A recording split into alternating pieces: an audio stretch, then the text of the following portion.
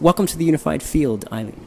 Thank you for having me, Justin. It's no problem. I'm glad you're here. I want to ask you exactly what is going on here at the Psychic Fair and how long has it been happening and what are we to look forward to this weekend? Well, the Psychic Fair is a two-day event. It's this Saturday and Sunday the 18th. And tomorrow we go to 4 p.m. Here we have lots of vendors. We have 10 local readers who can help people with a spiritual, a psychic, or a mediumship reading. And we have one special guest from Montreal. His name is Andrew Chevalier, and he's going to be doing a workshop on awakening ancestral memories on Monday evening. Okay, that sounds fantastic. Now, I understand, too, you have an amazing background as well. Your resume is quite interesting, going into the Afro-Cuban traditions and healing experiences yourself that you've learned from a gentleman who is now passed on named Angel. And you will be speaking about your experiences today at 5:30, I believe? Yes. Maybe you can tell us a little bit about your background and what you'll be speaking about. There's nothing like the experience in coming in contact with a true shaman. And Senor Jose Boulouviere certainly was an amazing shaman who helped many, many people, not only in Cuba, but around the world. What I'll be speaking to people this afternoon about is the importance of religious diversity and the importance of being open and allowing experiences to come to you that may open incredible paths in your life. And with this, I'll be telling my story of my experiences within the Afro-Cuban traditions. I've been here for most of the day, and it's been an absolute pleasure. You've helped me work my way around and meet most of the individuals here today, and I just want to say thank you on behalf of the Unified Field. Thank you for coming, and our pleasure. It's our pleasure to have you here, really. This is a time in our Earth's history, our planet, this part of the universe, for us to open our minds. There's a transition taking place, and it seems to be well aware here at the Psychic Fair this weekend. I want to thank everybody involved here, especially Eileen Gonzalez. So that's Eileen Gonzalez. You get an idea of who she is. I had another clip of some of the other speakers that were going to be there. Should I play it? Yeah, sure. Yeah, that'll give you an idea of what's going on. Here you go. Okay, just very quickly, Mrs. Gonzalez, what are some of the main features this weekend that you're really excited to see? Oh, I know we have. I'm very excited. We have a number of wonderful vendors. We have 11 psychic and mediums, 10 of which are local. We have a special guest, André Chevalier, Reverend André Chevalier from Montreal.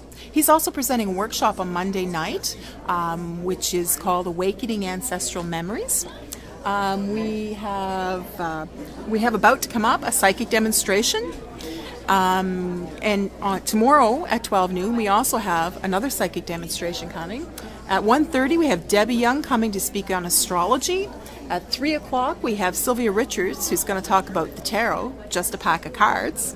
At 5:30, I'm doing my presentation, and tonight at I believe it is 7, Steve Vernon's going to be here to talk about his book, Halifax Haunts. Actually, I've been in contact with Steve Vernon because he's going to be on a future edition of the Unified Field because of his new book, Maritime Monsters. Oh. So I'd like to get a chance to talk to him while we're here as well. That's great. All right, well, thanks, Mrs. Gonzalez. We'll let you get back to the festivities here, and we'll catch Reverend Michael Hiltz and Reverend May Fredrickson. Correct. Fredericks. Mary May Fredericks. Thanks. Yes, and I did do that interview with Steve Vernon coming up on a future episode of the Unified Field.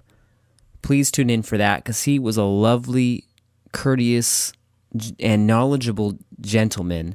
Very kind and well-spoken and soft-spoken. Very wonderful engagement that we had. For sure. I missed his talk, though. Steve, if you're out there listening, I do apologize. I wanted to be there, but at least we got to have our interview over the phone lines. So yeah, just a little taste of what you missed there at this year's annual Psychic Fair. I'm sure you can appreciate that stuff. All right, on with the program. Like I said, I could not play all of the interviews, so I've picked 2 of my favorites to go on here, okay?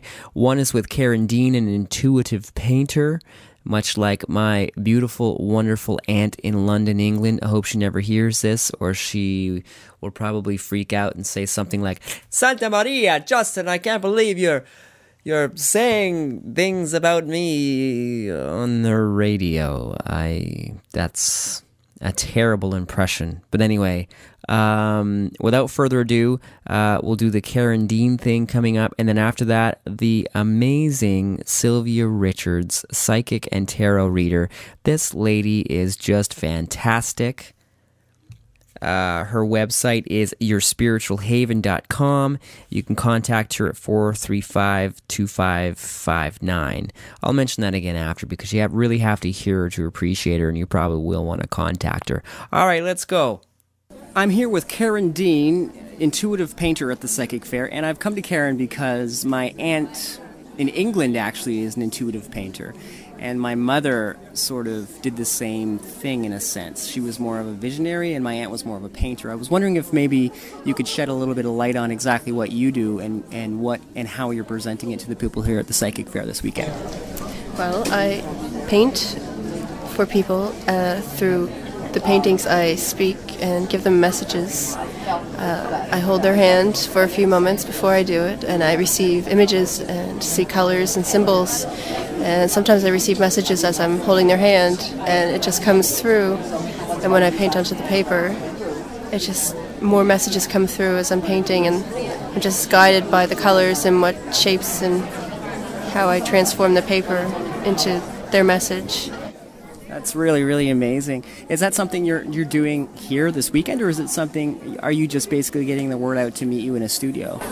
I'm starting it here. I used to do it a little bit when I was younger as well, but I didn't realize what it was. But now I'm getting myself out there, so it's definitely a whole new experience for myself. You said you discovered it when you were younger. At what point in your life did you kind of tap or clue into the idea that maybe you were, receiving messages from some sort of source?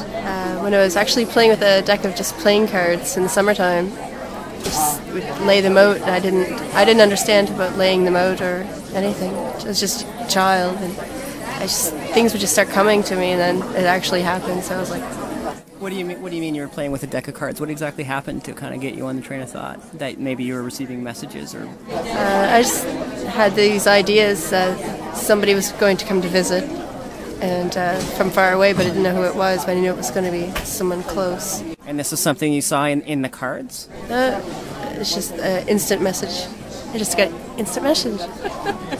So, Karen, how do these visions manifest in your work? Is it more of an abstract work that you read afterwards, or does it actually manifest in the form of a picture? It's different for each reading. Sometimes I see images right away, but sometimes I hold back and I'm a bit reserved with what I see, just because I'm not sure what type of level the other person's on that I'm giving the reading for. Some people are quite closed off and they don't really know too much, so I try to limit what I say. Is there a studio where you do this type of work here in Halifax, or is it outside of the city? It's in the city. I just do it at home for right now. Studio may come. I haven't painted my future yet, so I don't know. But I picked up a couple of books on painting and just learned about different techniques and taught myself that way. The things just come just to do things on the paper and work with it, and it just works that way. So mostly in the beginning, you had these visions for yourself in a sense. Can you explain some of maybe your own past experiences besides the deck of cards? I get some dreams. They come true. I receive messages on the future, and that just come through. And at first I thought it was weird. Didn't really think too much of it, but as years went on, I realized that I was starting to have sort of a deja vu, but it wasn't deja vu. It was remembering a dream I had. And then that way, it just kind of clicked that, okay, these dreams that I'm having are telling me something, and I need to look for certain things or a symbol in the dreams within my life.